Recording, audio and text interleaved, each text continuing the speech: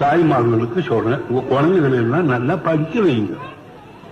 உங்களுக்கு போதிய உணர்ச்சி இல்லைங்கிற காரணத்தினாலதான் 21 வயசுக்கு முன்னால கல்யாணம் பண்ணக்கூடாதுன்னு இப்போ ஒரு சட்டம் வரப்போகுது.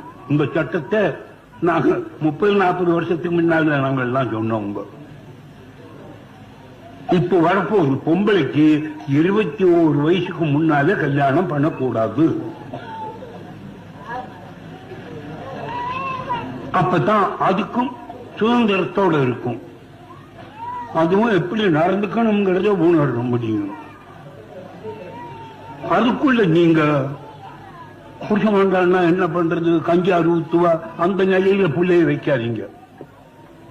ஊத்தாட்டு போன போறோம். நான் வாத்தியாரா போறேன், நான் டாக்டரா போறேன், நான் தாழ்ந்தாரா போறேன், நான் கலெக்டரா போறேன்.